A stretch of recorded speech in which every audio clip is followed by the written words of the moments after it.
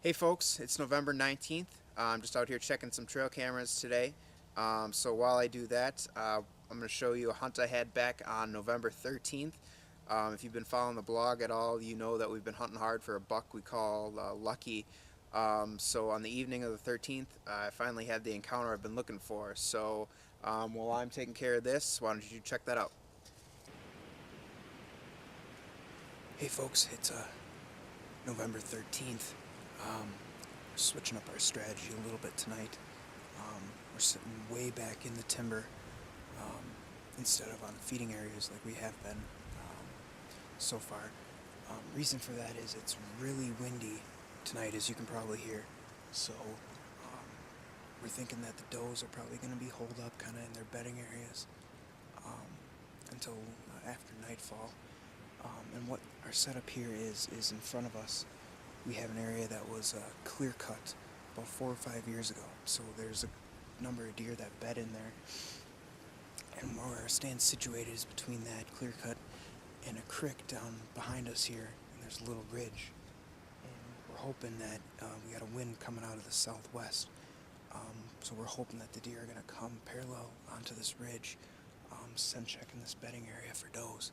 And we kind of switch it up a little bit tonight. I've never had much success using scents, but tonight we put out some estrus, just trying to hopefully change our luck a little bit. So we're going to sit tight here. It's about 3 o'clock.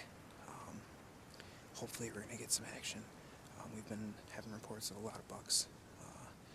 Been with does, so the does are in estrus right now. We've kind of been seeing that over our last couple sits. We've seen a lot of does by themselves. So hopefully tonight we're going to have a little bit of action. It was a hike to get back in here, so hopefully it'll be worth it. So stick with us.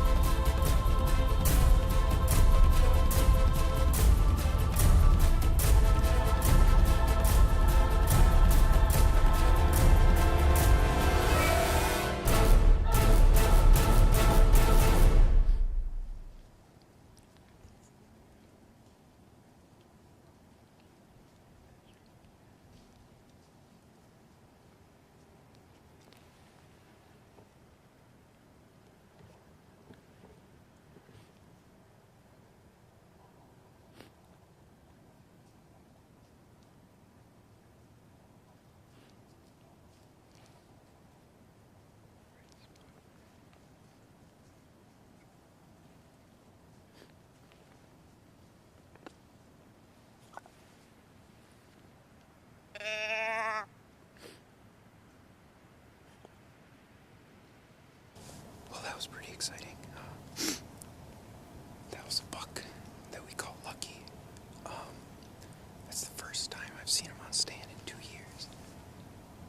He came from right downwind of us. He must have smelled the scent we put out. And he circled around in front of us, and he got as close as 40 yards, but he never gave me a shot. There's one small window that I might have been able to put one in, but I didn't know what the yardage was. He was only there for a brief second. I wasn't able to catch him on the camera until he got real close, but I think I got some good footage of him. But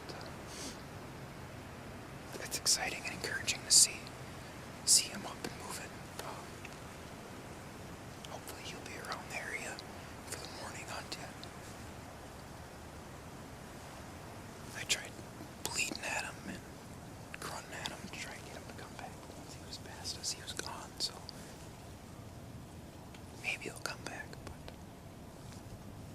still, that was pretty exciting. So I guess we'll call that a success from what we've been seeing. So got about 15 minutes, 20 minutes of light left. So we'll see if anything else happens between now and then. Unfortunately, that would be the last time that we'd see this buck. The following morning, the neighbor about a mile down the road ended up shooting him. So his luck, I guess, finally ran out. This was a buck that we first had found 4 years ago when we purchased a 40-acre piece of property adjacent to ours. At that time, I believe he's either 3 or 4.5-year-old deer. Real nice 8-point, probably 140 inches. And that first year, he was real photogenic. He would show up on the trail cameras a lot, even quite a few times during the daylight. But we never had any sightings with him on stand. But he was a real nice buck. He was definitely towards the top of our hit list. The following year, he really exploded in growth. He was probably about 160. He added a lot of mass, a lot of length, and some real nice characteristics to his brow tines, but unfortunately he became a lot more camera shy. We had a lot less pictures of him, and what we did have, they were all late at night, well after dark. I did have one opportunity with him in early November. I had him at 35 yards. Still to this day, don't really know what happened. I made a poor shot on him. We trailed him for a long time, never found him. I feared that he was laying dead somewhere, but thankfully, a few weeks later, he showed back up on the trail cameras. He looked uninjured, he looked fine, and he survived the winter. So the following year, 2012, he really went into hiding.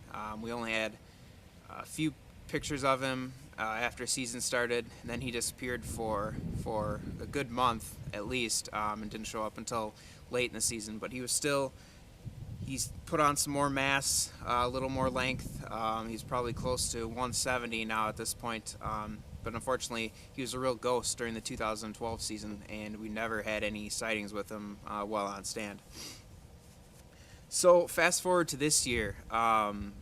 I felt coming into this season that this was going to be the year that we needed to kill this buck. He was either 6 or 7.5 years old, and for a buck to live that long around here, that's pretty lucky with all the hunting pressure we have. So I felt that we needed to get the job done this year. When he showed up on trail camera during the summer, he was just as big as ever.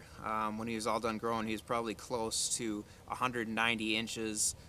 Just some real great characteristics. He had a split G2, a huge brow tine, and it was just a magnificent buck. So we knew that we were going to hunt him hard this year and devote all of our time and effort into hunting this deer.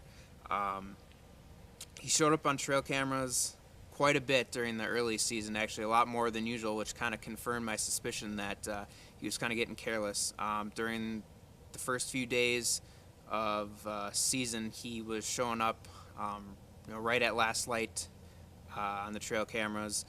He started showing up on parts of the farm that he normally didn't show up on until later in the season, so it was clear that his core area had kind of shrunk and he was sticking around here. So we felt it was only a matter of time before we had an encounter with him, and like you saw, that turned out to be last week. But unfortunately, he just never offered us a shot. Instead of taking the trail that was 20 yards from our stand, he kind of skirted around the edge and never presented us with an opportunity, and walked right out of our lives forever. Like I said, the next morning the neighbor shot him, and it's tough when you put that much time and effort into a deer and don't get to harvest them, and it's even tougher when you have a chance and you blow it, like I did a few years ago. But that's part of the highs and lows of hunting, and we're just going to keep moving forward here.